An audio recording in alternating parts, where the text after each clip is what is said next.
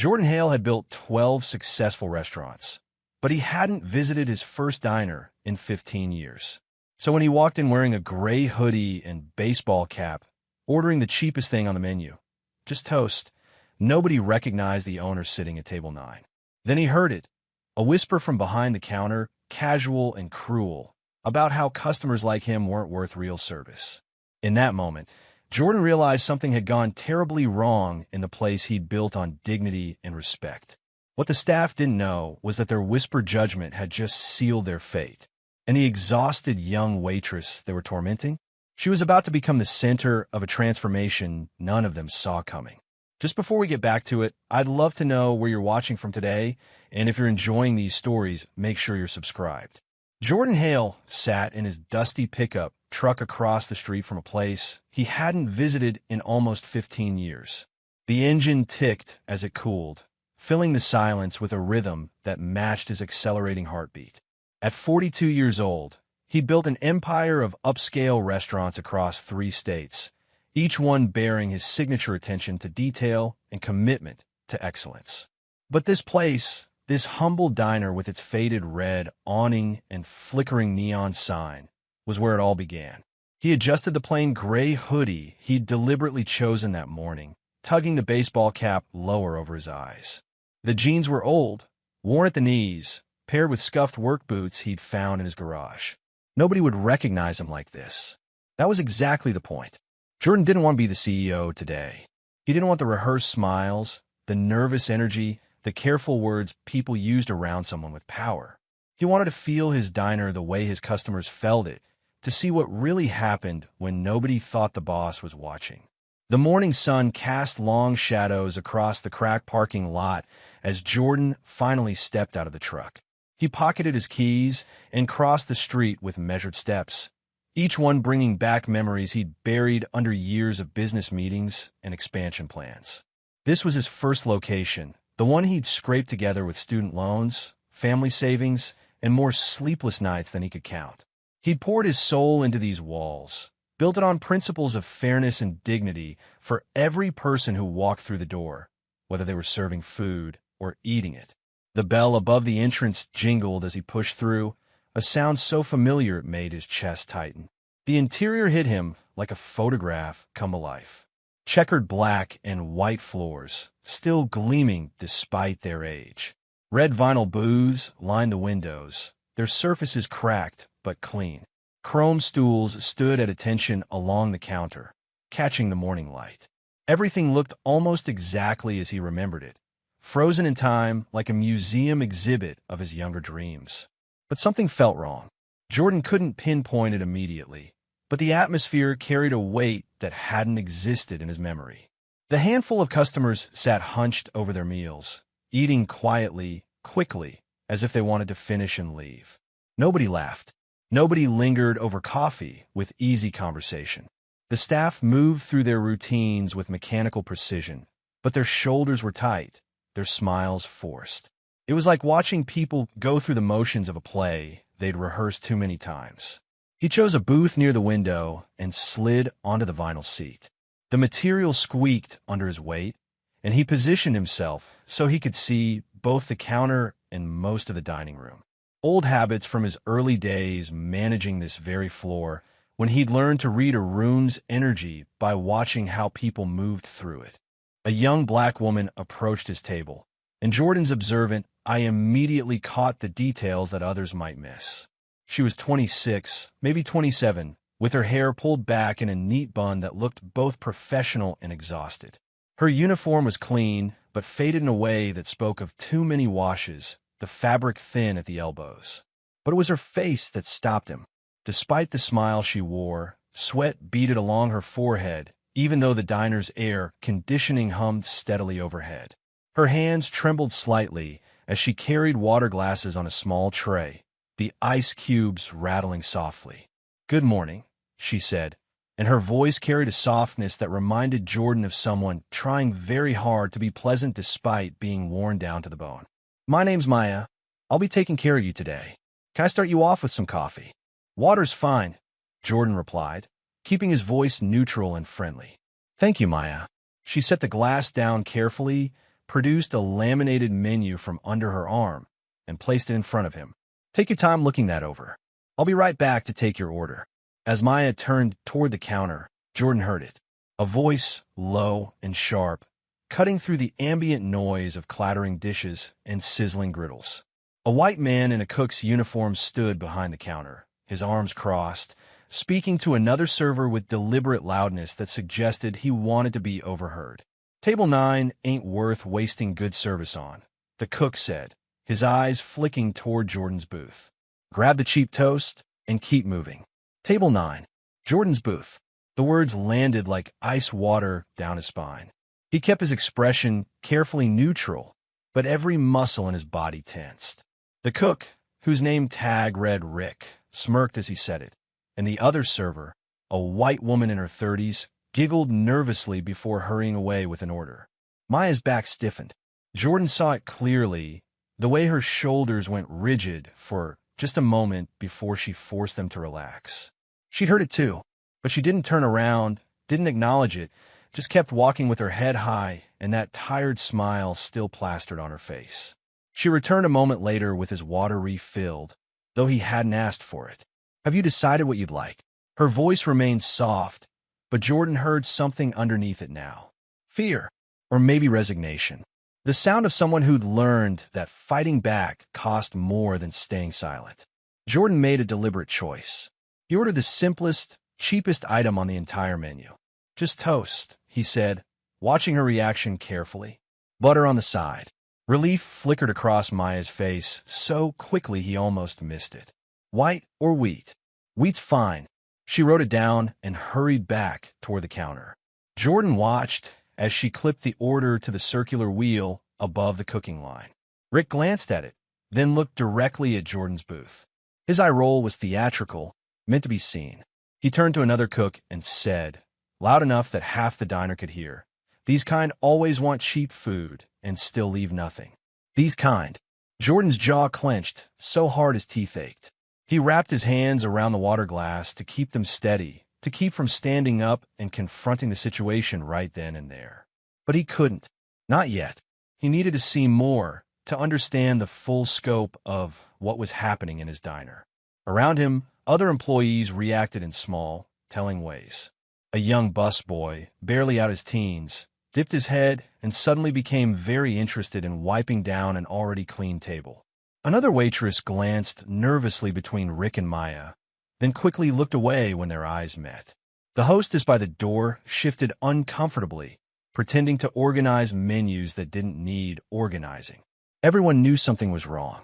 Everyone felt it, and everyone was too afraid to say anything. When Maya brought his toast, she set the plate down with care that bordered on reverence, as if she were handling fine china instead of a simple breakfast order. "I'm sorry for the wait," she said, though Jordan had checked his watch and knew it had been less than 5 minutes. He looked up at her, really looked at her, and spoke quietly.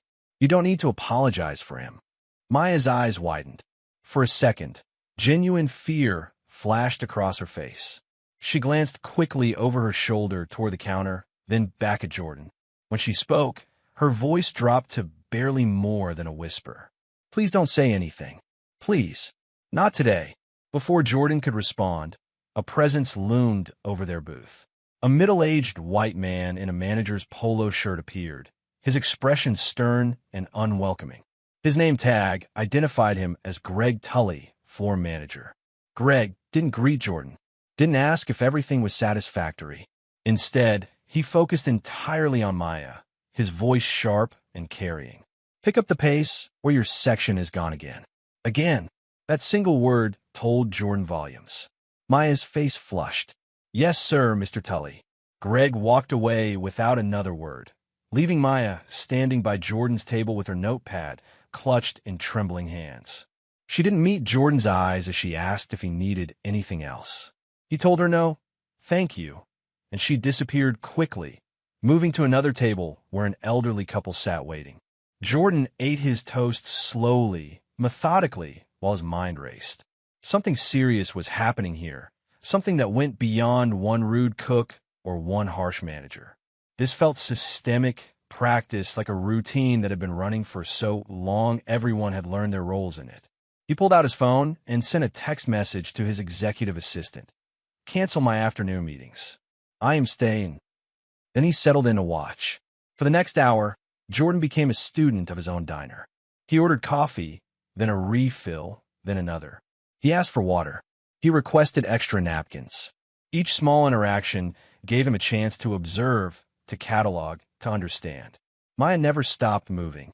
She covered her own section plus parts of others, running between tables with efficiency born of necessity. She refilled drinks without being asked, cleared plates promptly, handled a crying child with gentle patience that made the young mother visibly relax.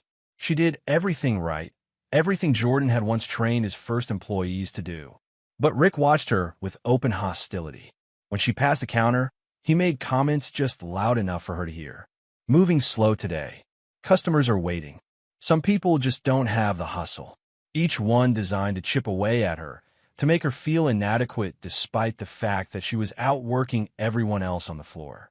The other server, whose name tag read Celine, seemed to have an unspoken alliance with Rick. She chatted with him easily, laughed at his jokes, and worked her section at a leisurely pace that nobody criticized. When Maya approached the counter to pick up an order, Celine stepped in front of her to grab a different plate, forcing Maya to wait. A small thing, barely noticeable, but Jordan noticed. Then Jordan saw something that made his blood simmer. Each server brought their tips to a single glass jar near the register. He watched Maya place a handful of bills inside, the result of an hour's work across multiple tables. But minutes later, Rick reached over and emptied the entire jar, pouring the cash into a locked steel drawer behind the counter.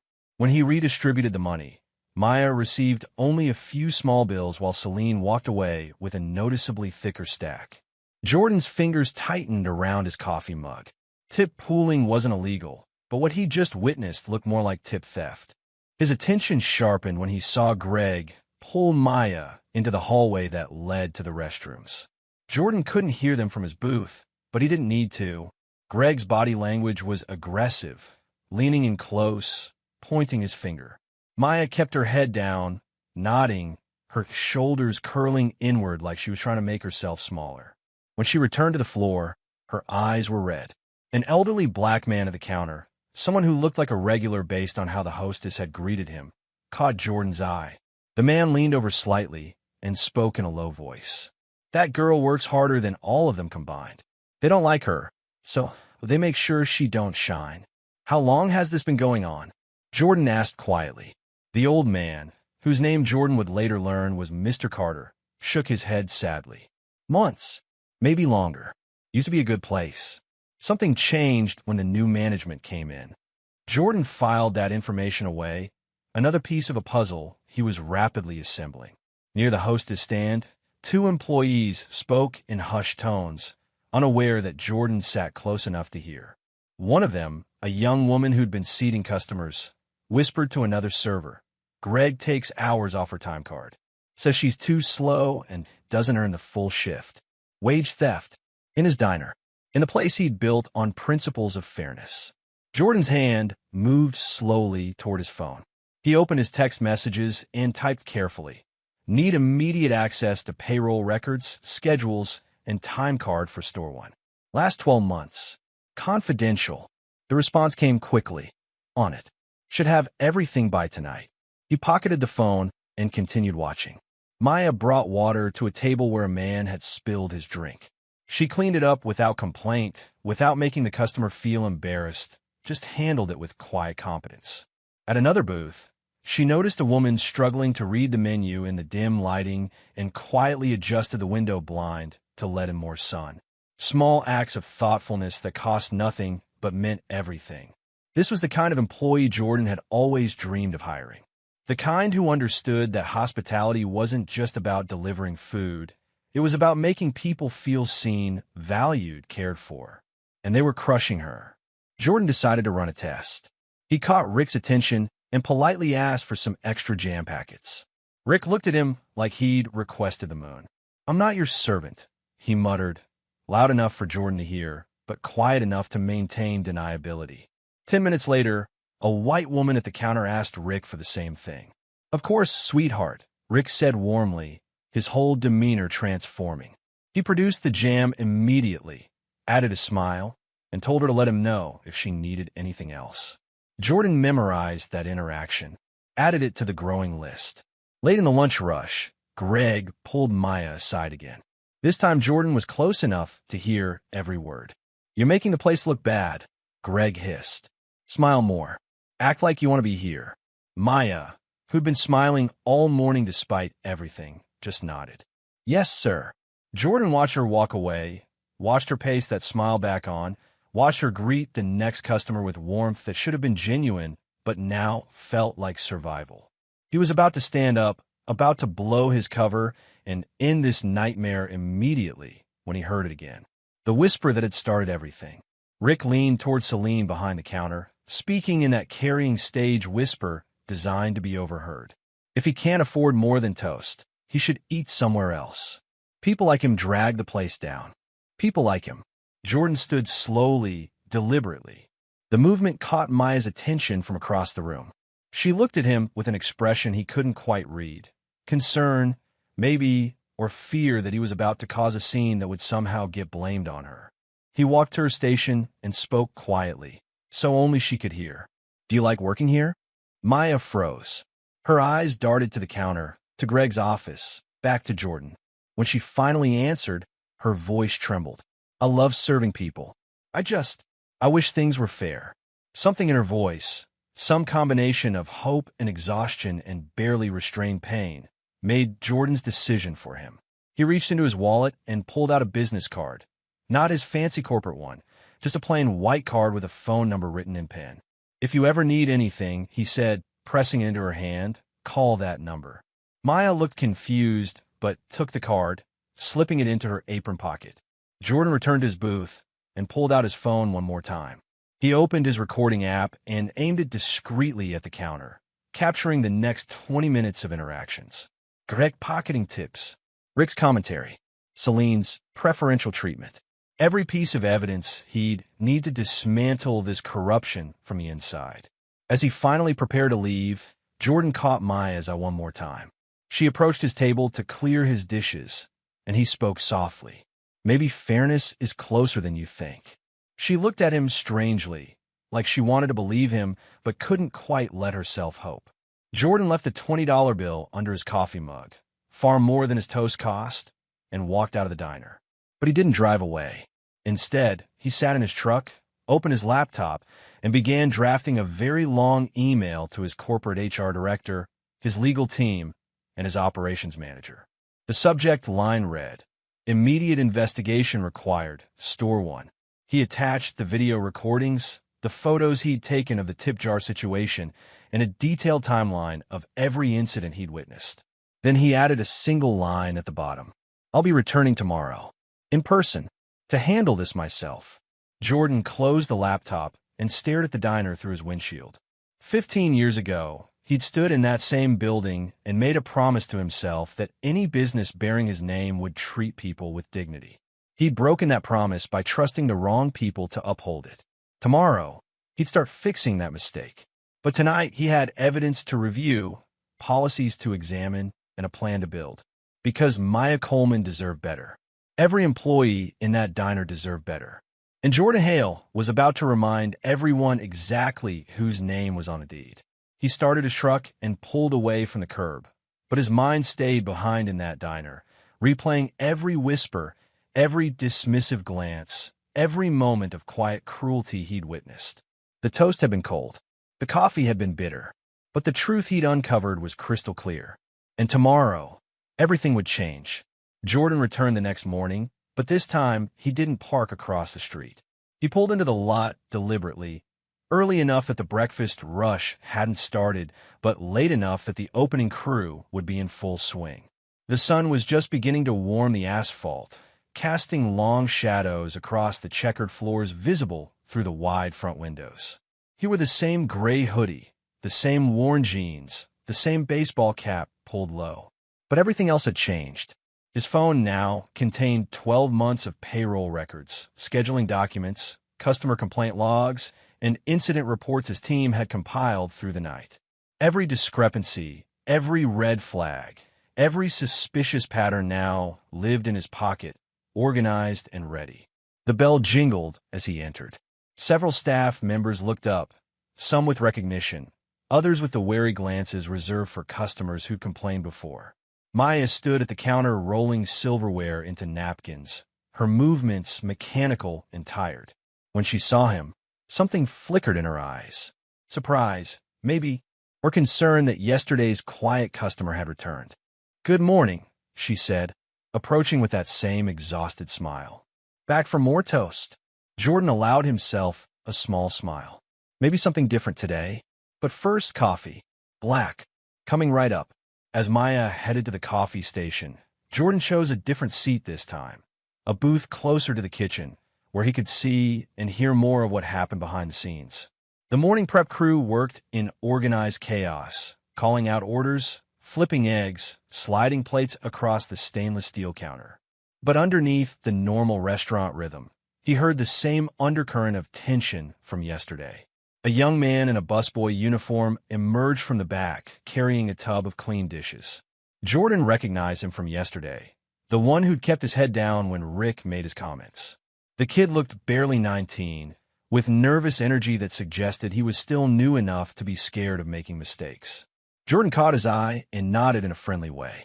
The busboy hesitated, then nodded back before hurrying to put away plates. Maya returned with his coffee, setting it down carefully. "Do you know what you like to eat? Or do you need a few minutes?"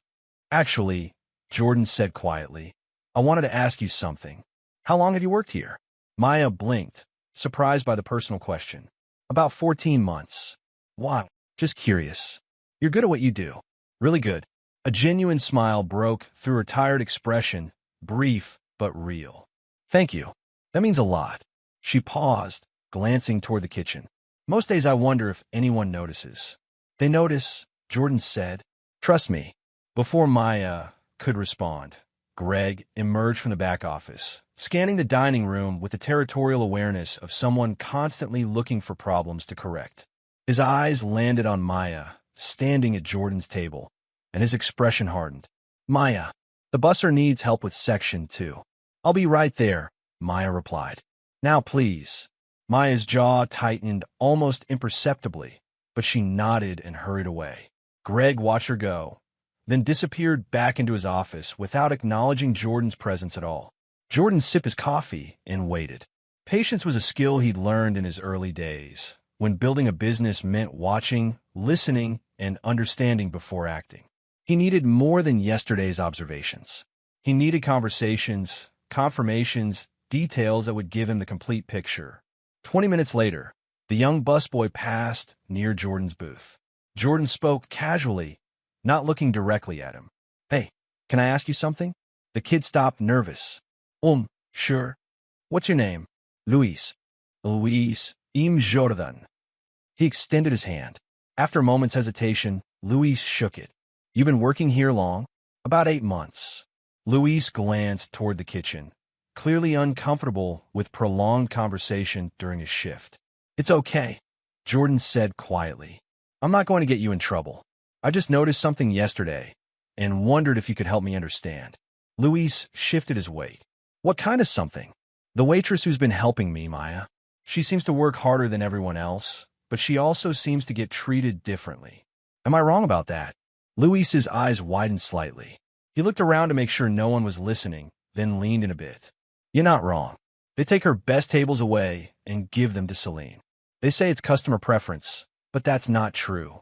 Maya gets better tips because she's better at the job, so they make sure she gets fewer opportunities." "Who's they?" "Greg. Rick. Sometimes Celine.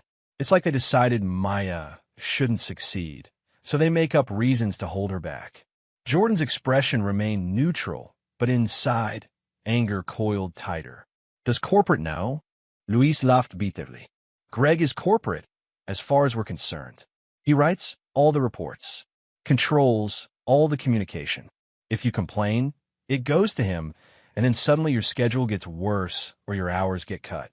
"What about Maya specifically? What else happens to her?" Luis hesitated, wrestling with whether to say more. Finally, he spoke quietly. "Her schedule is impossible. Greg changes her shifts constantly, sometimes with only a day's notice. She can't get a second job because she never knows when she'll be working. Meanwhile, Celine and the others get the same shifts every week, the good ones where tips are highest. Why doesn't Maya quit? She needs the money. Her grandmother has medical bills. Maya works doubles every weekend, picks up every shift she can, and still barely makes enough. She told me once that she can't afford to quit until she finds something else, but she's too exhausted to even look. Jordan nodded slowly, processing. Thank you for telling me, Luis. I appreciate your honesty. Luis straightened, looking worried. You're not going to say I told you anything, right? I need this job. I'm trying to save for college. Your name won't come up, Jordan assured him. I promise. Luis nodded and hurried away, leaving Jordan alone with his coffee and his growing file of evidence. Throughout the morning, Jordan continued his observation. He watched as Maya handled a difficult customer with grace, a man complaining that his eggs were overcooked even though they looked perfect. She apologized, took the plate back, and returned with a fresh order and a smile. The customer, mollified, left her a decent tip. But Jordan also watched as Rick deliberately slowed down Maya's orders while rushing through Celine's.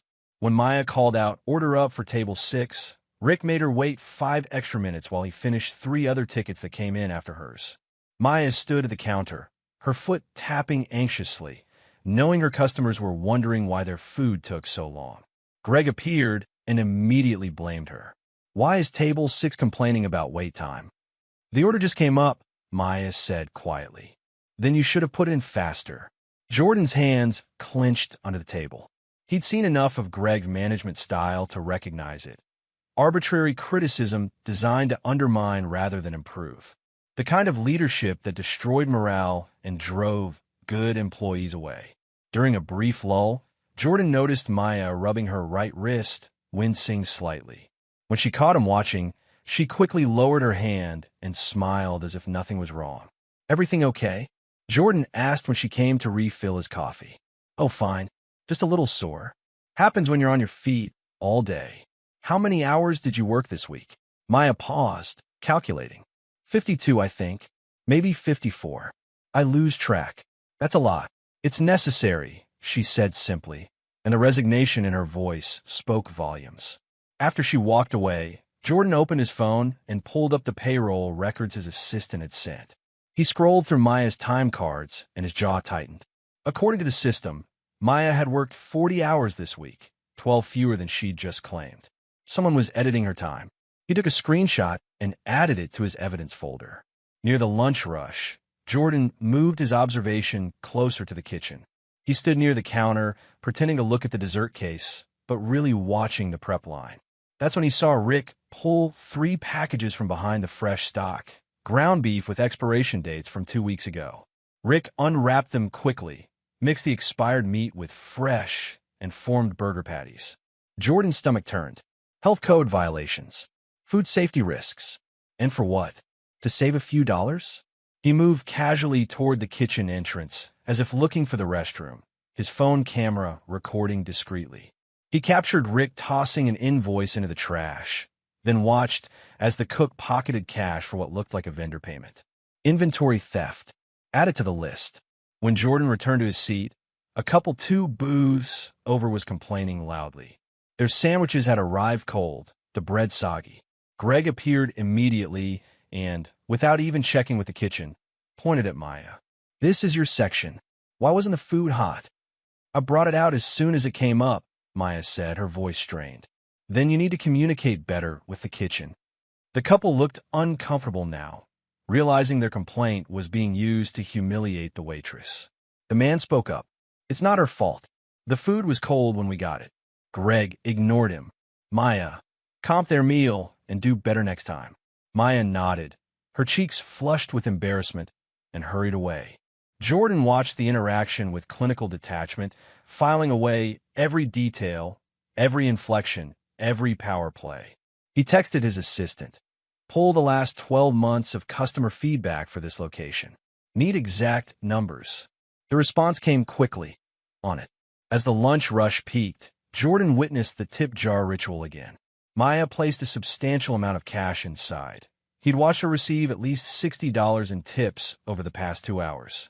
But when Rick emptied the jar, he counted out only $15 and handed it to Maya. Celine received 30. The rest disappeared into that locked drawer. Jordan stood up and walked calmly to the counter. "Excuse me," he said to Rick. "I'm curious about something. How does the tip pool work here?" Rick barely looked at him. "It's distributed fairly based on performance." "And who determines performance?" "Management." "I see." Jordan glanced at the locked drawer. "And that's where the tips are kept." Rick's expression shifted to annoyance. "Is there a problem?" "Just asking questions." Greg materialized from the office, moving quickly to intercept what he clearly saw as a potential complaint. "Sir, is there something I can help you with?" Jordan turned to face him fully. "I'm trying to understand your tip distribution policy. It seems like some servers get more than others, even when they handle similar amounts of business." "We run a performance-based system," Greg said smoothly. "Our top performers earn top compensation." "And how do you measure performance?" "Customer satisfaction, efficiency, attitude." Greg's smile was practiced but cold. "If you have concerns about your service, I'm happy to address them." "My service has been excellent," Jordan said, letting the compliment hang in the air. "Especially from Maya. She's been outstanding." Greg's smile tightened. "I'll pass along the feedback." "Please do."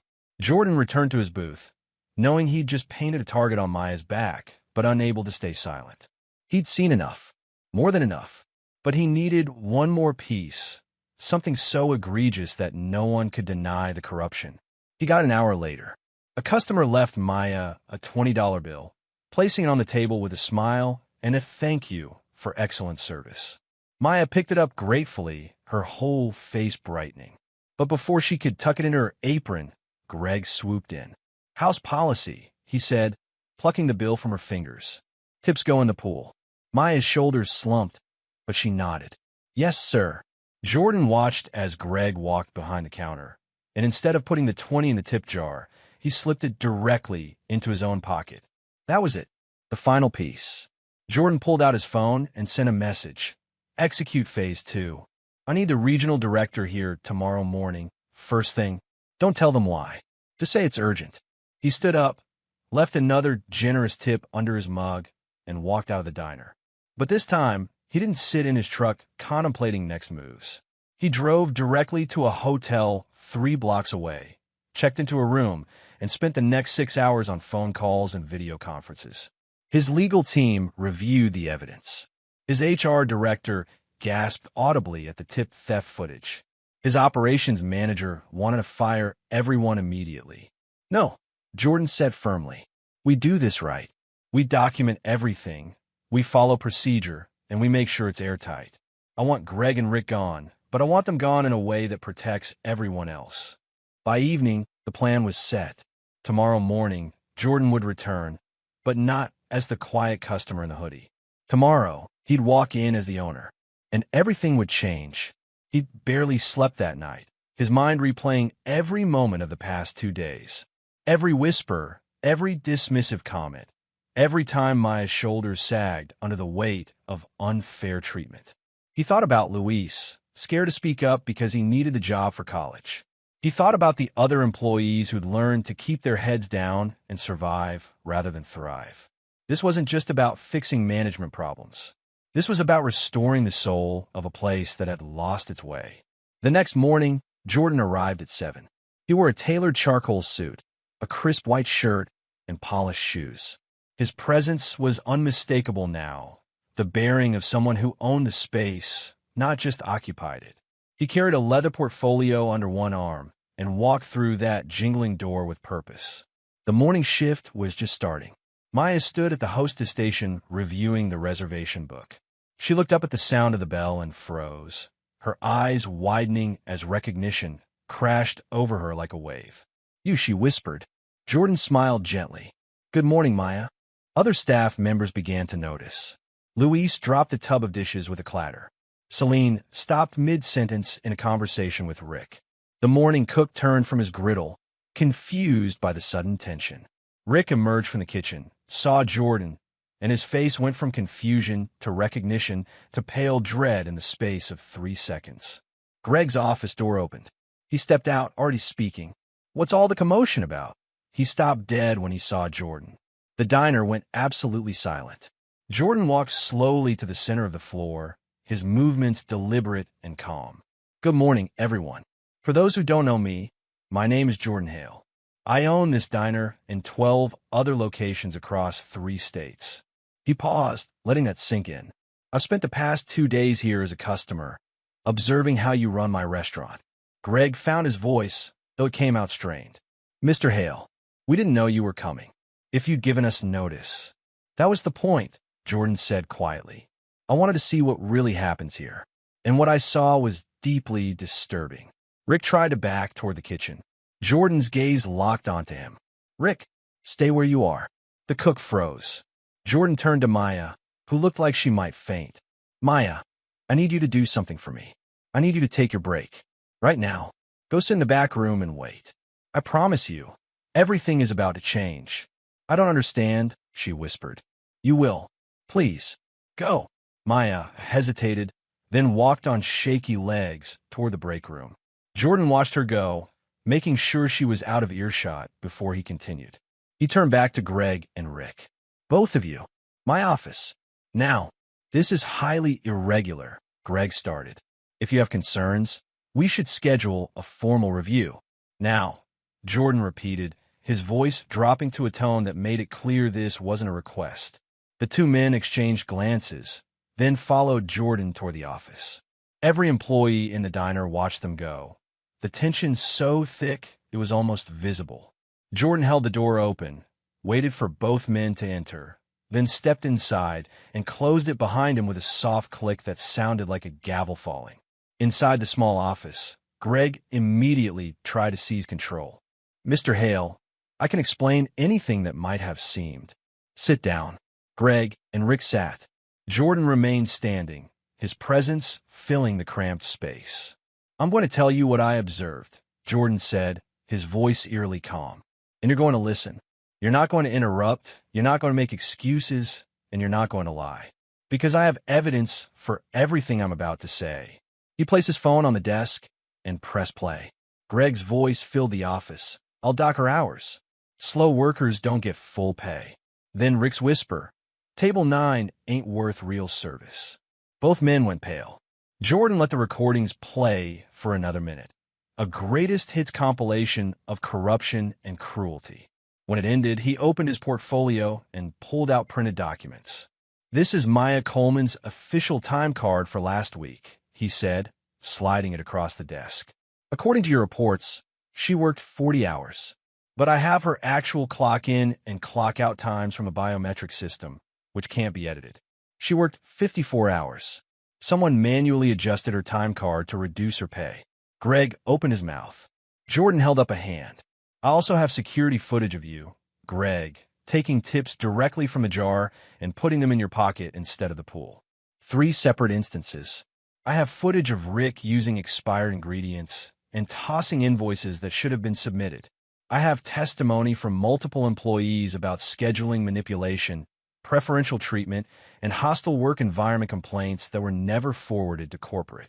He pulled out another stack of papers. I have 12 months of payroll records showing consistent discrepancies. I have customer feedback surveys that were never properly processed. And I have enough evidence of wage theft, food safety violations, and workplace discrimination to make both of your lives very, very difficult. Rick's hands were shaking. Greg's jaw worked soundlessly. Jordan leaned forward, his voice dropping to barely above a whisper. I built this diner from nothing. Every table, every booth, every inch of this place represents years of my life when I worked 80-hour weeks and slept on a cot in the back. I built it on a promise that anyone who walked through that door, employee or customer, will be treated with dignity and respect. You turn it into a place where good people are afraid to speak up and bad behavior is rewarded. Mr. Hale, if you just let me explain, Greg tried. There's nothing to explain. I saw it with my own eyes. I heard it with my own ears. And now I'm going to fix it. Jordan pulled out 2 envelopes from his portfolio and placed them on the desk. These are termination letters. Effective immediately. You're done here. Both of you. Greg's face flushed red. You can't just fire me without cause. I'll sue for wrongful termination. Jordan smiled without humor. Please do. I welcome the discovery process. We'll subpoena every time card, every schedule, every tip jar transaction. We'll interview every employee under oath. We'll examine every decision you've made for the past 2 years. Go ahead and sue me, Greg. I promise you'll regret it. Rick found his voice, panicked now. I was just following orders. Greg told me to. Don't, Greg snapped.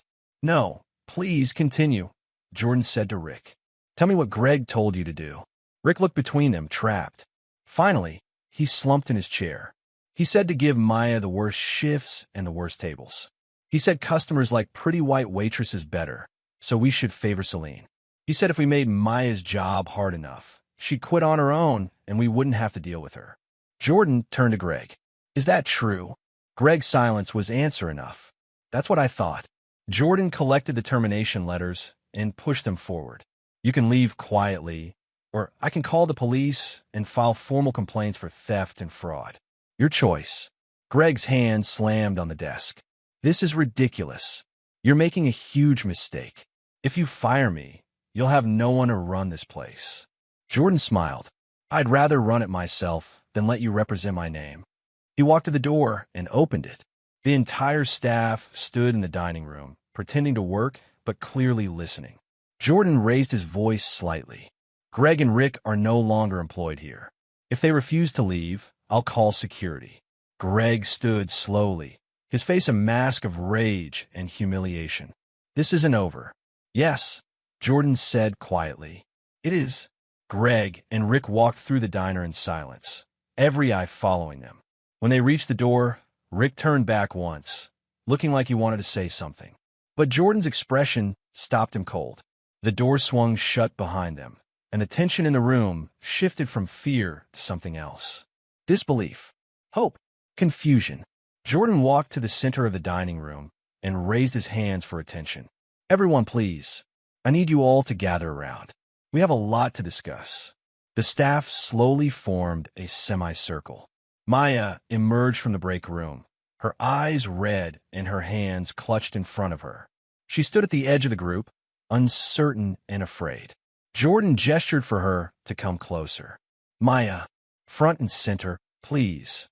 She shook her head slightly, but Luis gently nudged her forward. She took a few hesitant steps until she stood near Jordan, looking like she wanted to disappear. Jordan turned to address everyone. I owe all of you an apology. This diner operates under my name, which means everything that happens here is ultimately my responsibility. I trusted the wrong people to maintain the standards this place was built on. And because of that, some of you have suffered. That ends today. He could see the wheels turning in their heads. Fear, hope, uncertainty about whether this was real or just more empty promises from management. I spent 2 days watching how this place runs, Jordan continued. I saw good people working hard under terrible conditions. I saw talent being wasted and kindness being punished. I saw everything that's wrong with poor leadership, and I promise you, it's going to change. Celine spoke up, her voice small. Are we all going to be fired? No, Jordan said firmly. But we're going to have some honest conversations. I need to know what's really been happening here. I need to understand how deep these problems go. And I need you to trust that when you speak up, there won't be retaliation. He pulled out his phone. I'm calling my regional director. She'll be here within the hour to conduct interviews with anyone who wants to share their experience. Everything you say will be confidential. Your jobs are not at risk for telling the truth. Maya's voice came out barely above a whisper. Why did you pretend to be a regular customer? Jordan looked at her directly. Because I needed to see the truth. And sometimes the truth only shows itself when people think nobody's watching. He turned back to the group. Here's what's going to happen immediately. First, every time card for the past year will be audited. If anyone has been shorted hours or pay, you'll receive back pay with interest. Second, the tip pooling system is dissolved effective immediately. You keep your own tips, and any pool participation is voluntary with transparent distribution. Third, schedules will be posted 2 weeks in advance and cannot be changed without your consent, except in emergencies. The staff exchanged glances, hope beginning to overtake fear. Fourth, Jordan continued, We're implementing an anonymous reporting system that goes directly to corporate HR, not to local management. And fifth, everyone in this room is going to participate in comprehensive anti-discrimination and workplace conduct training, including me. Luis raised his hand tentatively. What about Maya? Jordan smiled. What about Maya? She's the best worker here. She should, I don't know, she should get something. Jordan turned to Maya, who looked mortified. You're right. She should. He faced Maya fully. You've been treated unfairly, discriminated against, and had your wages stolen. You would have every right to walk out this door and never come back. But I'm asking you to consider staying. Not as a server. As something more. Maya's eyes widened. I don't understand. I'm going to be spending the next few weeks here personally overseeing the transition. I need someone who understands this place, who knows the customers, who has the respect of the staff. I need someone with integrity and work ethic. I need a leader. He paused. Would you consider training as the new floor manager? The diner went completely silent. Maya stared at him like he'd spoken a foreign language. Me? She finally whispered. A manager? Yes, but I'm just a waitress. Jordan shook his head. You're a leader who's been serving tables. There's a difference. I watch you handle difficult customers, support your coworkers, and maintain grace under pressure that would break most people. Those are the qualities I need running this place. Tears spilled down Maya's cheeks. I don't know if I can. I do, Jordan said quietly, and I'll be here to help you learn everything you need to know. She covered her face with her hands, overwhelmed. The other employees began to applaud, first tentatively, then with genuine enthusiasm. Even Celine was clapping, tears in her own eyes. When the applause died down, Jordan addressed them again. This is going to be a process. Change doesn't happen overnight. But I promise you this, from now on, this diner operates the way it was meant to from the beginning. With respect, with fairness, with dignity for everyone. He looked around at the faces staring back at him. Some relieved, some still wary, all of them processing the earthquake that had just hit their workplace. We open for regular service in 30 minutes, Jordan said. Let's show our customers what this place can be when good people are empowered to do good work. As the staff dispersed to their stations, energy returning to the room, Maya approached Jordan. She was still crying, but her voice was stronger now. Why me? She asked. You could hire anyone. Jordan smiled. Because 2 days ago, I heard a whisper. Someone said I wasn't worth good service. And instead of believing them, you proved them wrong with every action, every kindness, every moment you chose dignity over bitterness. That's who I want leading my team. Maya wiped her eyes and, for the first time in days, smiled without fear behind it. Thank you. I won't let you down. I know you won't. Jordan watched her walk toward the other servers, already beginning to organize the floor for opening. He pulled out his phone and texted his assistant. Crisis managed. Begin implementation of new policies across all locations. This won't happen again. He looked around his diner, the place where he'd started, where he'd learned that business was about people, not just profits. He'd almost lost sight of that, almost let his empire grow so large that he forgot the foundations it was built on. But a whisper behind a counter had brought him back. And now, everything would change. The first 3 days after the confrontation felt like living in a different world. Maya arrived each morning with a mixture of excitement and terror knotting in her stomach, still half convinced she'd walk through that door and discover everything had been a dream.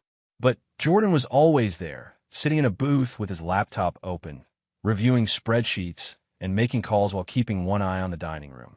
He'd pulled her aside that first afternoon and laid out the training plan. We're going to do this right, he'd said, his voice patient and encouraging. You're going to shadow me for 2 weeks while I handle the management duties. You'll learn scheduling, inventory, vendor relations, customer service escalations, and staff development. Then we'll transition to you leading with me supporting. Sound good? Maya had nodded, though her hands were shaking. She'd never imagined herself as a manager. Never thought she was capable of anything beyond carrying plates and refilling coffee. But Jordan saw something in her she hadn't seen in herself, and that belief became the foundation she built on. The staff dynamics shifted almost immediately. Celine approached Maya on the second day, her eyes red from crying. "I need to apologize," she'd said, her voice trembling. "I knew what Greg was doing to you. I knew it was wrong, but I was scared that if I spoke up, he'd do the same thing to me. That doesn't make it right, and I'm so sorry." Maya had hugged her, feeling the weight of months of tension finally breaking apart. "We all did what we had to do to survive. That's over now. We can start fresh." Luis had become Maya's unofficial assistant, helping her understand the systems she'd never had access to before. He showed her how the scheduling software worked, how to read the inventory reports, how to track sales patterns and labor costs. "You're going to be great at this," he kept saying, and Maya wanted desperately to believe him. The regular customers noticed the change immediately. The atmosphere in the diner had transformed from tense and hurried to warm and welcoming. Servers smiled genuinely instead of forcing it. The kitchen crew called out orders with energy instead of resentment. Even the food seemed to taste better, though nothing about the recipes had changed. Mr. Carter, the elderly regular who'd witnessed months of Maya's mistreatment, came in for breakfast and found her reviewing schedules at the hostess stand. He'd squeezed her hand and said, "About time someone recognized what you're worth, young lady." Maya had to excuse herself to the back room to cry happy tears. Jordan spent hours teaching her the business side of restaurant management. He showed her how to read profit and loss statements, how to calculate food costs and labor percentages, how to forecast busy periods and adjust staffing accordingly. Maya absorbed everything like a sponge, staying late after her shifts to review materials and ask questions. "You're a natural at this," Jordan told her one evening as they reviewed the week's numbers. "You understand the most important thing about this business. It's not about food, it's about people. Everything else can be taught." But not everyone was happy about the changes. On the fourth morning, Maya arrived to find the front windows covered in spray paint.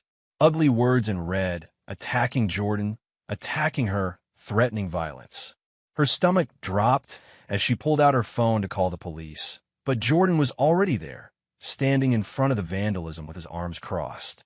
"Greg?" Maya asked quietly. "Probably. Or someone he sent." Jordan's jaw was tight, but his voice remained calm. "We'll get cleaned up. Security cameras caught everything. The police are on their way." Maya stared at the hateful words, feeling the familiar weight of fear trying to settle back on her shoulders. But this time, something was different. This time, she wasn't alone. This time, she had support. "I'm not scared," she said, surprised to realize it was true. "He can't hurt us anymore." Jordan smiled. "No, he can't. And this just makes the restraining order case stronger." They spent the morning pressure washing the windows while police filed a report. Customers who arrived during the cleanup offered help, brought coffee, expressed outrage on their behalf. The community was rallying around them, protecting the diner that had finally become what it was meant to be. But Greg wasn't finished. 2 days later, a health inspector arrived unannounced. Maya's heart raced as she greeted him, knowing this had to be Greg's doing. But Jordan had anticipated this. He'd already hired a food safety consultant to audit their entire operation, had replaced every questionable piece of equipment, had implemented new protocols that exceeded code requirements.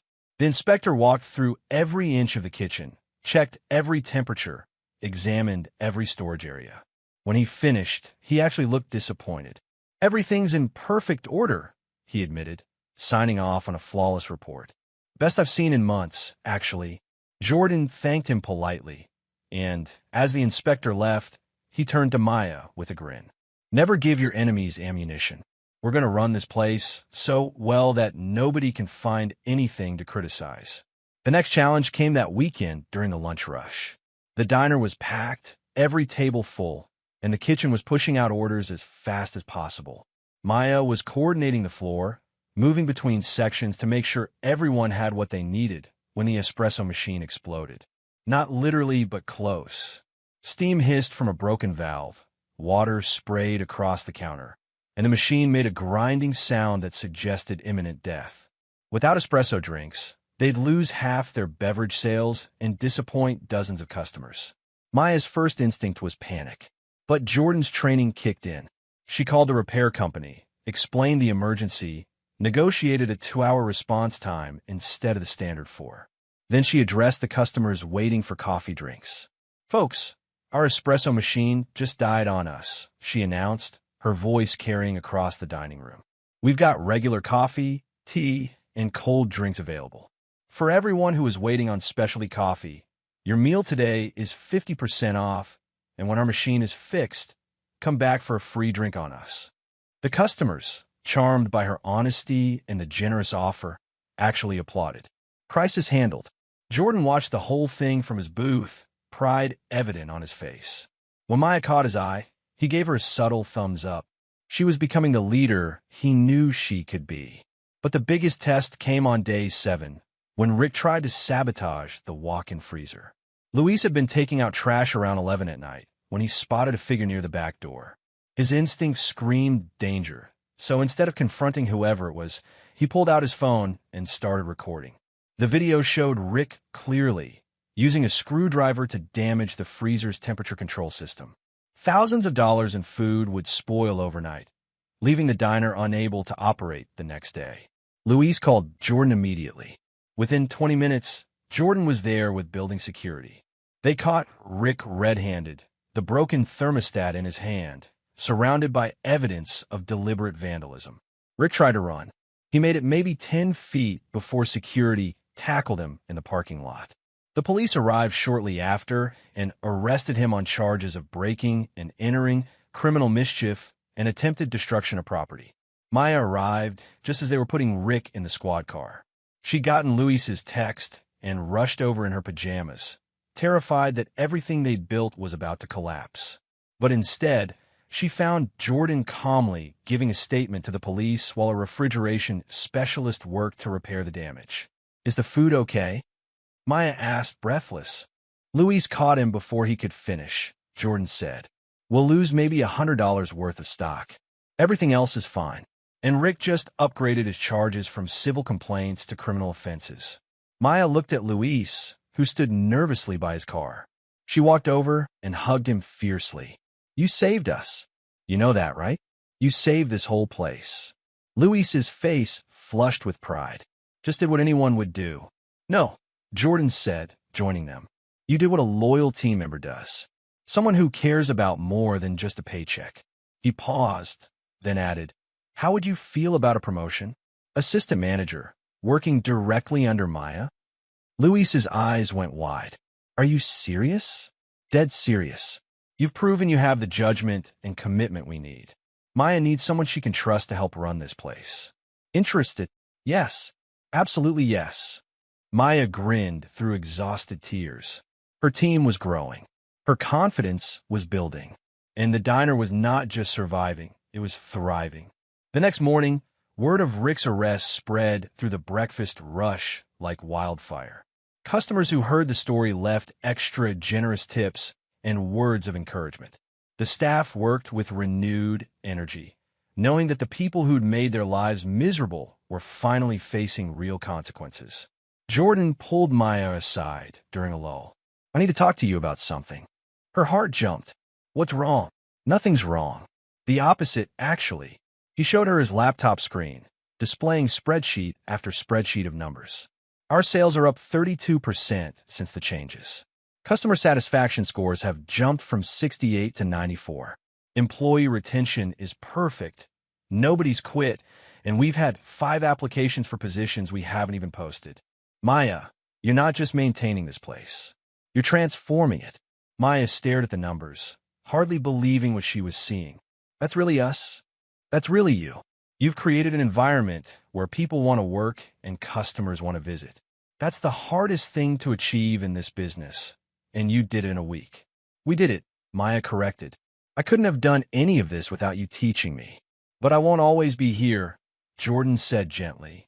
"That's why I need to know you're ready. Because in about a week, I need to get back to my other locations. And this place needs to run without me." Fear flickered through Maya's chest, but it was different now. Not the paralyzing terror of before, but the nervous excitement of someone about to step fully into their own power. "I think I'm ready. I'm still scared, but I think I can do this." "I know you can, and I'll still be a phone call away anytime you need me." Over the following days, Jordan gradually stepped back, letting Maya take the lead more and more. She handled a food delivery dispute, negotiated better terms with their produce supplier, interviewed candidates for an open line cook position. Each success built her confidence a little more. The staff began naturally turning to her first with questions and concerns. When Celine had a family emergency and needed to adjust her schedule, she came to Maya. When a morning hostess suggested a new seating system that could improve table turnover, she pitched it to Maya. When a customer had a complaint about undercooked chicken, they asked for Maya. She was becoming what she was always meant to be, a leader who inspired loyalty through fairness and competence rather than demanding it through fear. On Maya's 10th day as manager in training, the diner experienced its busiest Saturday in over a year. Every table full, a waiting list at the door, the kitchen firing on all cylinders. It was controlled chaos, the kind of high-pressure situation that revealed what someone was really made of. Maya directed traffic like a conductor leading an orchestra. She jumped into bus tables when Luis got overwhelmed. She expedited orders in the kitchen when tickets started backing up. She handled a difficult customer who'd been waiting 20 minutes for a table with such grace that he ended up thanking her for the wait and leaving a glowing review online. Jordan watched from his usual booth, barely touching his coffee, just observing. This was her final test, though she didn't know it. Could she handle pressure? Could she keep her cool when everything was falling apart? Could she lead? She could. She did. She was magnificent. When the rush finally ended and the last customer left, the staff gathered around Maya, exhausted and exhilarated. They just crushed their sales record. Every single table had been satisfied, and nobody had quit or cried or hidden in the walk-in freezer. That was incredible, Celine said, practically glowing. We were like a machine. We were a team, Maya corrected, and the pride in her voice made Jordan's chest tighten with emotion. He stood up from his booth and walked over. Maya, can I talk to you outside for a minute? They stepped into the parking lot, the late afternoon sun casting long shadows. Jordan turned to face her, his expression serious. You passed, he said simply. Passed what? The test. Today was your final exam, and you aced it. You're ready. Maya's eyes widened. You mean? I mean starting Monday. You're officially the floor manager of this location. Full salary, benefits, profit sharing, and complete authority over daily operations. This is your diner now. Tears spilled down her cheeks before she could stop them. Jordan, I don't know what to say. Say you'll keep making this place better. Say you'll treat every employee with the respect and dignity you deserved but never got. Say you'll build the kind of team you always wanted to be part of. I promise. All of that. I promise. Jordan pulled an envelope from his jacket pocket. This is your official offer letter and contract. Take the weekend to read through it. Have a lawyer look at it if you want. We'll make it official on Monday. Maya took the envelope with shaking hands. She wanted to open it immediately, but Jordan stopped her. There's one more thing inside. Something I want you to think about carefully. What is it? Open it later, when you're alone and can really process it. But know this, you've earned every opportunity I'm giving you. This isn't charity. This isn't pity. This is recognition of your talent, your character, and your potential. Maya hugged him then, impulsively and tightly, not caring if it was professional or appropriate. Thank you for seeing me, for believing in me, for changing my life. Jordan hugged her back, feeling the weight of responsibility and pride. He'd come to this diner chasing whispers and found something far more valuable, proof that good people still existed and that they just needed someone to give them a chance. That evening, after Jordan left, Maya sat alone in a booth with the envelope. Her hands trembled as she opened it and pulled out the contract. The salary made her gasp, more than double what she'd been making, plus quarterly bonuses tied to performance metrics. Health insurance that covered her grandmother's medications. Paid vacation time. A clear path for advancement. But underneath the contract was another document. A letter, handwritten, in Jordan's careful script. Maya, it began when I built this diner 15 years ago. I had a vision of what hospitality could be. Somewhere that treated people like family. Somewhere that gave opportunities to those who earned them. Somewhere that measured success not just in profits, but in lives changed. I lost sight of that vision, got too big, too busy, too distant from the foundations I built on. But you reminded me why I started this in the first place. Enclosed is an additional document, an option agreement.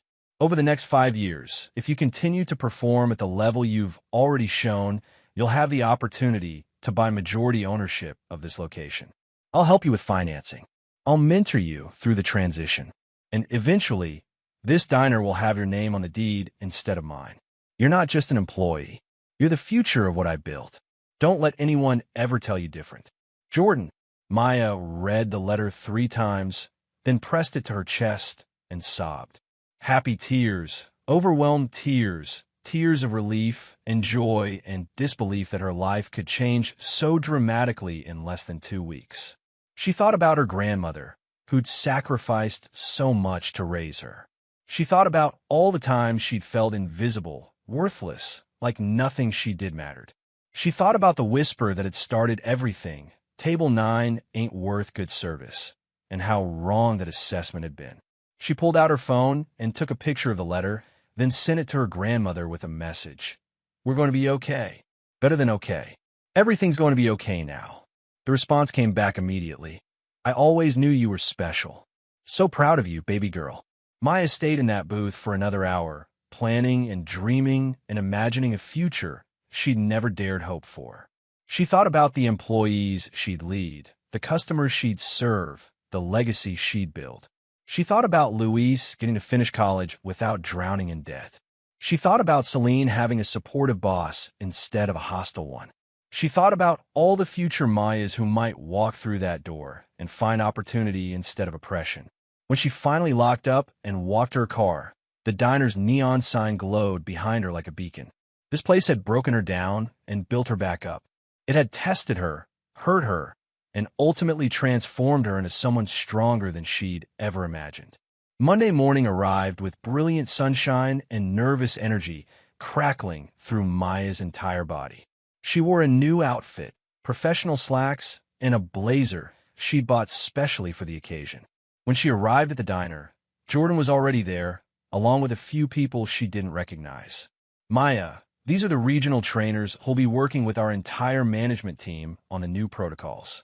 They'll be here for the next week to make sure everything's documented and standardized. Maya shook hands with each trainer, feeling more legitimate and professional than she ever had in her life. This was real. This was happening. She was actually doing this. The staff arrived, and Jordan called everyone together one more time. I want to officially introduce you to your new floor manager, Maya Coleman. She has my complete confidence and full authority. What she says goes, and if anyone has a problem with that, they can take it up with me directly. The employees applauded, genuinely, warmly, celebrating one of their own rising up. Maya felt tears threatening again, but blinked them back. She needed to be strong now, to show them she could handle this responsibility. Thank you all, Maya said, her voice steady despite her racing heart.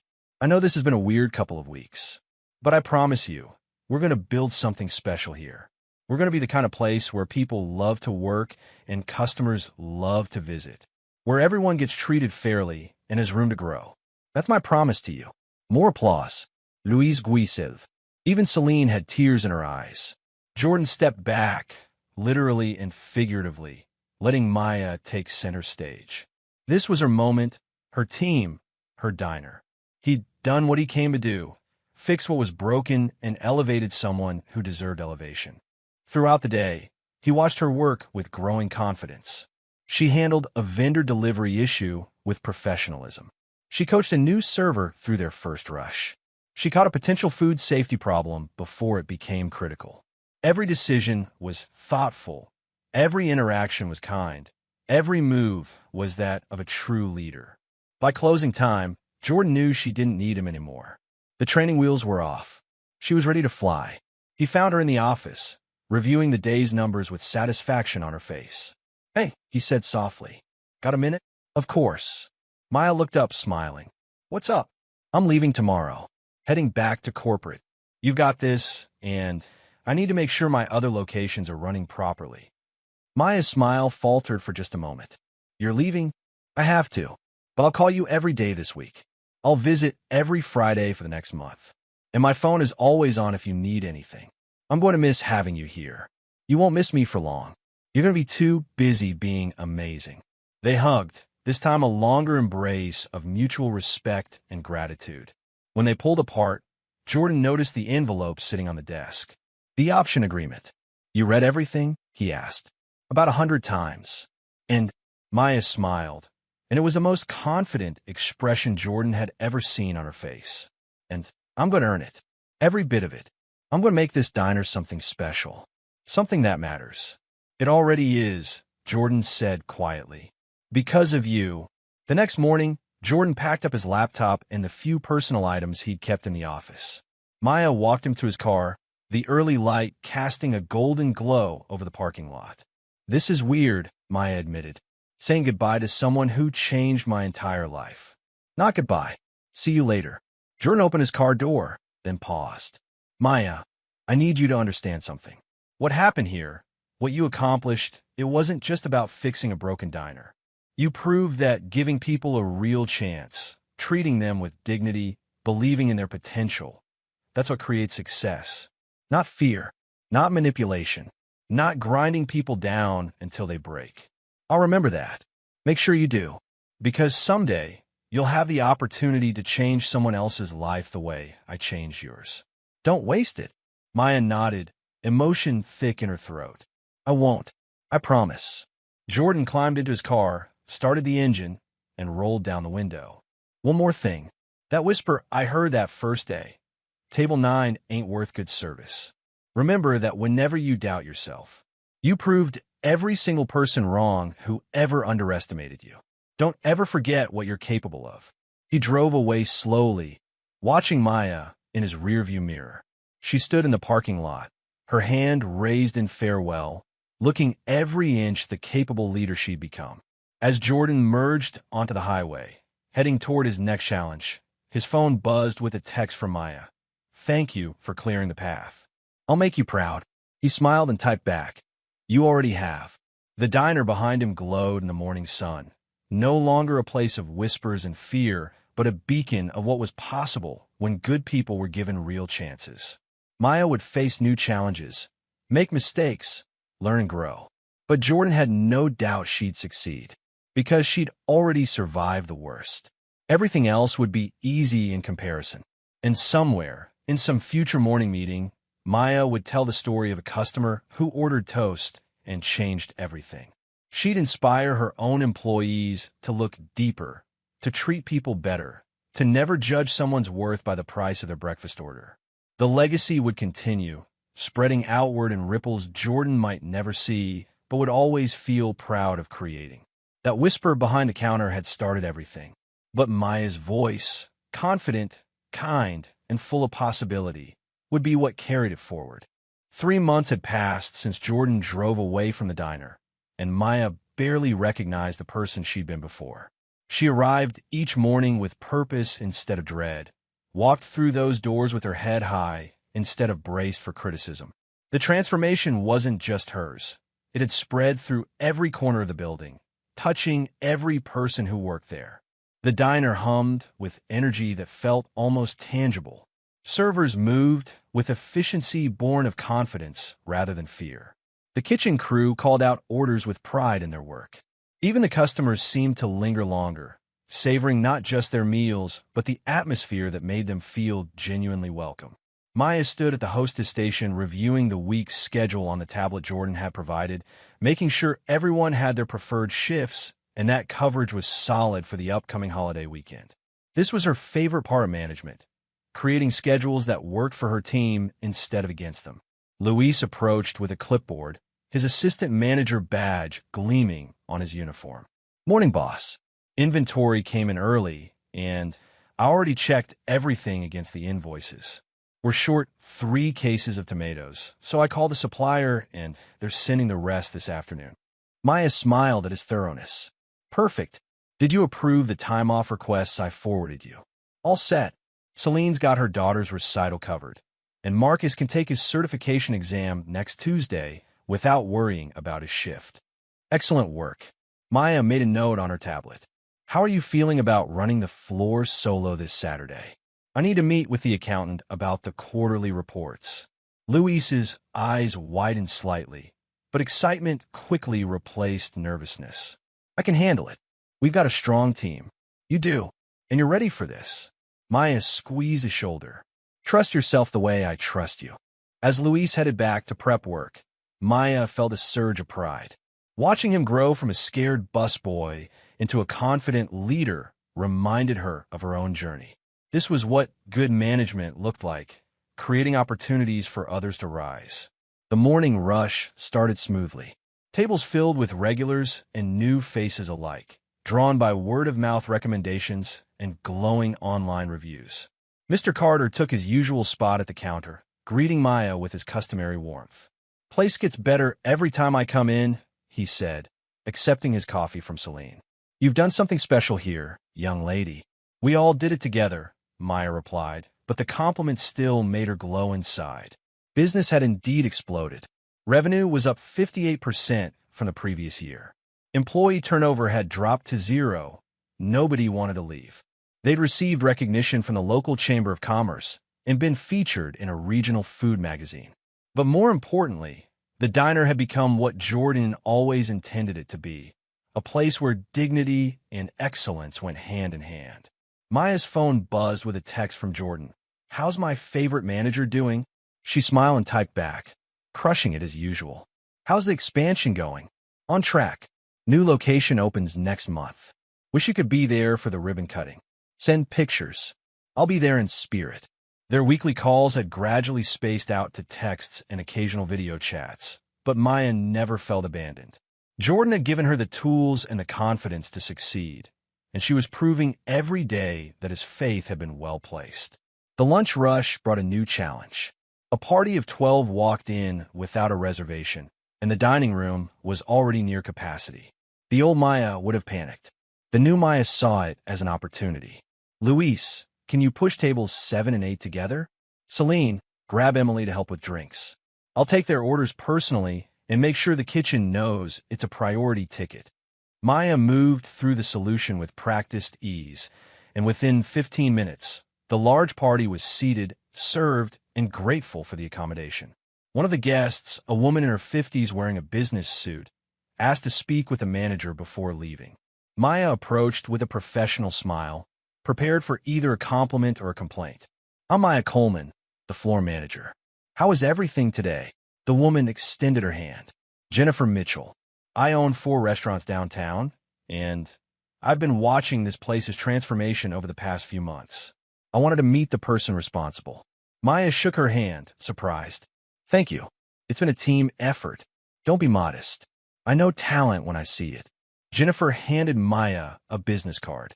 "I'm always looking for exceptional managers. If you ever want to discuss opportunities, give me a call." Maya took the card politely, though she had no intention of leaving. "I appreciate the offer, but I'm exactly where I want to be." Jennifer smiled knowingly. "That's what makes you valuable.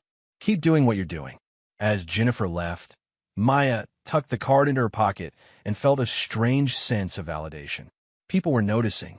Her work was recognized beyond just this diner. She'd become the kind of professional others wanted to recruit. That evening, as Maya locked up, her phone rang. Jordan's name flashed on the screen. "Hey," she answered. "Everything okay?" "More than okay. I need to talk to you about something important. Can you come to corporate headquarters this weekend?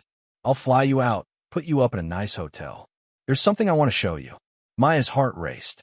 "Is something wrong with the diner?" "Nothing's wrong. The opposite. Just trust me on this. Can you make it Saturday? I'll have Louise cover." "What's this about?" "You'll see. Book a flight and send me the receipt. I'll reimburse everything. And Maya, dress nice. This is important." The call ended, leaving Maya both excited and nervous. Jordan wouldn't summon her across the state without a good reason. She spent the next 2 days making sure Luis had everything he needed to run the diner solo, going over every possible scenario and contingency plan. "You're micromanaging," Luis teased on Friday afternoon. "I've got this. Go find out what the big mystery is." Maya hugged him impulsively. "You're going to do great. Call me if anything. I won't need to call. But if it makes you feel better, I'll text you updates every few hours. That works. Saturday morning, Maya boarded a plane wearing her best blazer and the most professional outfit she owned. The flight felt surreal. She'd never traveled for business before, never been flown somewhere for a meeting. Everything about her life still felt like a dream she might wake up from.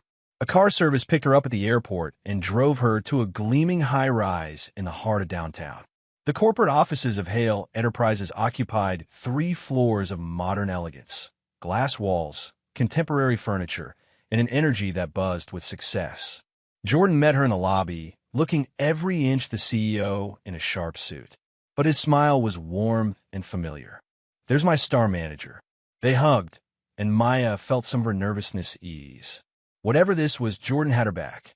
He led her to a conference room where several other people waited, executives, lawyers, and faces Maya didn't recognize. Her anxiety spiked again. "Everyone, this is Maya Coleman, floor manager of our flagship location and one of the finest leaders in our organization." Jordan gestured to the seats. "Maya, please sit. We have a lot to discuss." For the next hour, they walked Maya through numbers, projections, and business plans. The diner's success had become a case study within the company. Other locations were implementing the management practices Maya had developed. Customer satisfaction across the entire chain had improved because of policies she'd pioneered. "Your location isn't just profitable," one executive explained. "It's our highest performing store by every metric. Revenue, customer retention, employee satisfaction, community engagement. You've set a new standard." Maya listened, overwhelmed. She'd known things were going well, but seeing it laid out in corporate presentations made the achievement feel massive. Jordan stood and walked to the front of the room. "Maya, when I gave you that option agreement 3 months ago, I outlined a 5-year pathway to ownership. Do you remember the performance metrics required?" "Yes. Sustained profitability, customer satisfaction above 90, employee retention, community standing, and successful management of crisis situations." "That's right. Those metrics were designed to ensure you were ready for ownership responsibility." Jordan paused, his expression serious. "You've hit every single benchmark in 3 months instead of 5 years." Maya's breath caught. "What does that mean?" Jordan slid a folder across the table. "It means we're accelerating the timeline. If you're ready, we'd like to move forward with transferring majority ownership to you now." The room spun. Maya gripped the edge of the table, trying to process what she was hearing. "Now? But I assumed it would take years." "It was supposed to, but you've exceeded every expectation. The diner is yours, Maya, if you want it." Tears blurred her vision. She opened the folder with shaking hands and saw page after page of legal documents, financial projections, and transfer agreements. Her name, typed officially on contracts that would make her the owner of the business she transformed. "I don't understand," she whispered. "How can I afford this?" "The financing, the down payment." "Already handled," Jordan said gently. "I'm financing it at below-market rates with payments structured around your profit share. You'll pay me back over time, but the diner operates as yours immediately. Full control, full authority, full ownership." "But why? Why would you do this?" Jordan sat down beside her, his voice soft but firm. "Because 3 months ago, I walked into that diner and heard someone say you weren't worth good service. And you proved every single day since then that you're worth everything. You're not just a good manager, Maya. You're the embodiment of what I wanted that place to be. And I'd rather see it in your hands, thriving under your leadership, than keep it as another number in my portfolio." Maya couldn't speak, couldn't process the enormity of what was happening. She'd gone from serving toast for minimum wage to owning the restaurant in less than 4 months. One of the lawyers spoke up. "Ms. Coleman, you don't have to decide today. Take the documents home, review them with your own attorney, make sure you understand." "I'll sign now," Maya interrupted, her voice stronger than she expected. "I don't need time to think about it. This is everything I never knew I wanted." For the next 2 hours, Maya signed document after document, initialing pages, agreeing to terms, officially becoming a business owner. Her hands cramped from writing, but she never stopped smiling. When the last signature was complete, the room erupted in applause. Jordan pulled out champagne, and they toasted to new beginnings. To Maya, Jordan said, raising his glass, may your success inspire others the way it's inspired me. To second chances, Maya added, her voice thick with emotion. And to people who see potential instead of problems. They flew her home first class that evening. Maya spent the entire flight staring at the ownership documents, still not quite believing they were real. She'd left home as a manager. She was returning as an owner. Luis picked her up at the airport, practically bouncing with excitement. Well, what was the big meeting about? Maya handed him the folder. He opened it, scanned the first page, and his jaw dropped. Oh my God, Maya, you own it? You actually own the diner. I actually own the diner. Luis hooped so loudly that other travelers turned to stare. He didn't care. He hugged Maya tight and spun her around like they were in a movie. This is incredible. Wait until everyone hears. Not yet, Maya said quickly. I need to tell them the right way. Tomorrow morning, before we open. Can you get everyone there at 6? I'll make sure of it. The next morning, Maya arrived at 5:30 to find her entire staff already waiting. Luis had told them something important was happening, and curiosity had brought them in early. Maya stood in the center of the dining room, looking at the faces of people who'd become family. Celine, who'd apologized and grown into a trusted colleague. Emily and Marcus, the newer hires who'd only known the good version of this place. The kitchen crew who'd learned to take pride in their work again. And Luis, her right hand and loyal friend. Thank you all for coming in early, Maya began, her voice steady despite her racing heart. I have some news to share. Yesterday, I traveled to corporate headquarters for a meeting with Jordan and the executive team. Everyone leaned forward, anticipation building. Jordan gave me an option agreement 3 months ago, a pathway to eventually own this diner. That pathway was supposed to take 5 years. She paused, letting the tension build. But based on our performance, our growth, and what we've built together, they've decided to accelerate the timeline. Celine gasped. Does that mean? It means as of yesterday, I am officially the majority owner of this restaurant. The room exploded. Cheers, applause, tears, and hugs flowed freely. Luis lifted Maya off her feet again, and this time she laughed so hard she cried. The kitchen crew came out and joined the celebration, everyone talking at once, sharing excitement and pride. When the noise finally settled, Maya raised her hands for attention. This isn't just my success. It's ours. Every one of you contributed to this. Your hard work, your dedication, your willingness to trust me when I was figuring things out. That's what made this possible. Speech, someone called out, and others joined in. Maya took a breath, gathering her thoughts. When I started here 14 months ago, I was just trying to survive. I worked doubles to pay my grandmother's medical bills. I accepted mistreatment because I needed the money. I let people make me feel small because I didn't believe I deserved better. The room went quiet, everyone listening intently. Then Jordan walked in and saw something I couldn't see in myself. He saw potential. He saw leadership. He saw someone worth investing in. And because he believed in me, I started believing in myself. Tears streamed down her face, but she didn't wipe them away. I'm standing here as a business owner because someone gave me a chance. And I promise you, I will spend the rest of my career giving chances to others. No one who works here will ever feel invisible again. No one will be judged by what they order or where they come from. Everyone gets respect, opportunity, and fair treatment. The applause was deafening. When it finally died down, Maya had one more announcement. There's one more thing. Luis, can you come up here? Luis approached nervously, unsure what was happening. Luis, you've been my partner through this entire transformation. You've grown from a scared busboy into an exceptional assistant manager.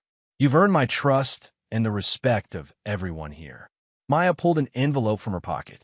I'd like to offer you a promotion to general manager, with a stake in the business's profit sharing and a pathway to partial ownership if you want it. Luis's hands flew to his mouth. Are you serious? Completely serious. I can't do this alone, and I can't think of anyone I'd rather have beside me. He hugged her fiercely, then pulled back laughing and crying at the same time. Yes, obviously yes. Thank you, Maya. Thank you so much. The celebration continued for another 20 minutes before Maya finally shooed everyone to their stations to prep for opening. As they dispersed, still buzzing with excitement, Celine approached Maya privately. Can I ask you something? Celine's voice was tentative. Of course. Do you forgive me? For how I treated you before? I know I apologized, but I need to know if you really forgive me. Maya took her hands. I forgave you the moment you asked. We all did what we had to do to survive back then. What matters is who we choose to be now. Celine nodded, tears spilling over. I want to be better. I want to be the kind of person you are. Then be that. Every day, choose kindness. Choose fairness. Choose to lift people up instead of tearing them down. That's all it takes. As opening time approached, Maya did one final walkthrough. She touched the counter where Rick used to stand sneering. She passed the office where Greg had threatened and belittled her. She stood in the spot where Jordan had first sat, disguised as a customer, watching everything fall apart so he could build it back better. This place had broken her, and then it had remade her into something stronger. The bell above the door jingled as the first customer entered. Mr. Carter, right on time as always, with his warm smile and familiar presence. Morning, Ms. Owner, he said with a wink. Louise called me last night with the news. I wanted to be your first customer on your first official day. Maya's eyes welled up again. You've been coming here since before I started. Thank you for always being kind to me, even when others weren't. You deserve kindness. You always did. He settled onto his stool. And I'm proud to say I knew you when. Going to be telling everyone that the owner of this fine establishment served me coffee back when she was just starting out. I'll always remember where I came from, Maya promised. The day unfolded with beautiful normalcy. Orders came and went. Customers enjoyed their meals. The staff worked like the well-oiled machine they'd become. But everything felt different to Maya now. She wasn't just managing someone else's business anymore. She was building her own legacy. Late that afternoon, a black sedan pulled into the parking lot. Maya watched through the window as Jordan stepped out, wearing jeans and a casual shirt instead of his usual suit. He walked in, and the bell's jingle made several staff members turn and smile in recognition. Boss man's here, Louise called out good-naturedly. Former boss man, Jordan corrected with a grin. I'm just a visitor now. He found Maya at the hostess stand and pulled her into a hug. Congratulations, owner. How does it feel? Terrifying. Amazing. Surreal. All of it at once. That's exactly right. Jordan glanced around the diner, taking in the bustling lunch crowd and happy staff. This place looks even better than when I left. We've made some changes.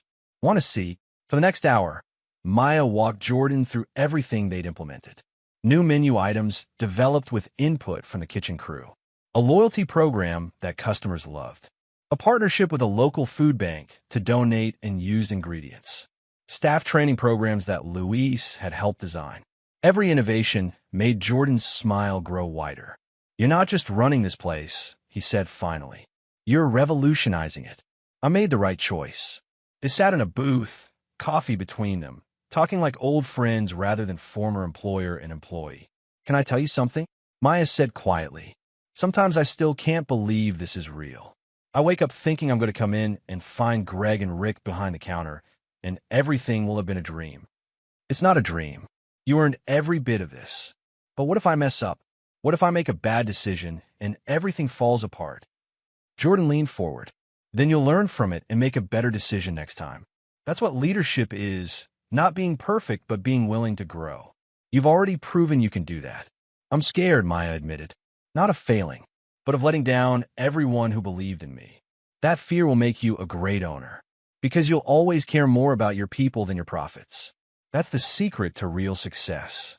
They talked until the dinner shift began, and finally Jordan stood to leave. At the door, he turned back one more time. Maya, do you remember what I told you the day I left? You said that someday I'd have the chance to change someone else's life the way you changed mine. That's right. Promise me you'll do that. Promise me you'll look for the people everyone else overlooks. Give chances to those who need them. Build something bigger than just a successful business. I promise, Maya said solemnly. I'll pay it forward. Every single day. Jordan nodded, satisfied. Then he walked out to his car and drove away, leaving Maya standing in the doorway of her diner, watching the evening sun paint the sky in shades of gold. 6 months later, the diner's reputation had spread far beyond the local community. Food critics praised the quality and consistency. Business journals wrote articles about Maya's leadership philosophy. Other restaurant owners came to study her management techniques.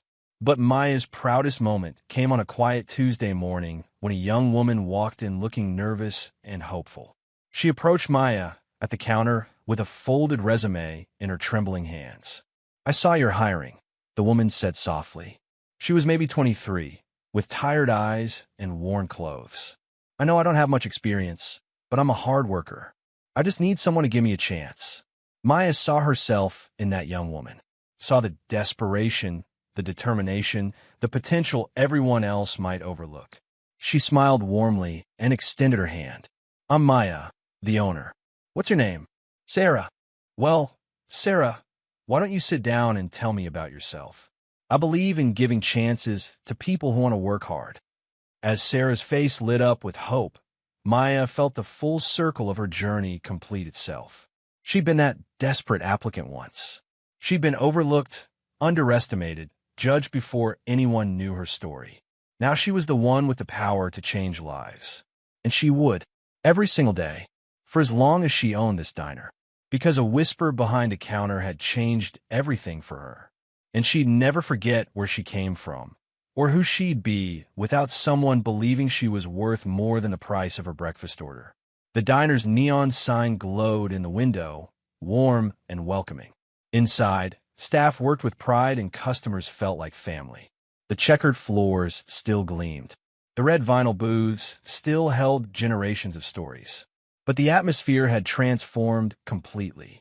This wasn't just a place to eat anymore. It was a place where dignity lived, where second chances thrived, where whispers of doubt got drowned out by the roar of opportunity. Maya Coleman's Diner. Not because her name was on the building yet, though someday it would be, but because her values, her vision, and her heart had remade every inch of it. And in a booth near the window, a customer nobody would expect sat down and ordered something simple. Maya approached with a genuine smile, ready to serve them with the same excellence she'd once provided while being treated as worthless. Because she remembered. She would always remember. And she would never, ever let anyone feel invisible in her restaurant again. When someone whispers that you're not worth their time, do you shrink to fit their expectations, or do you rise to prove them devastatingly wrong? If this story moved you, hit that like button and subscribe for more incredible stories of justice, redemption, and people who refuse to stay silent.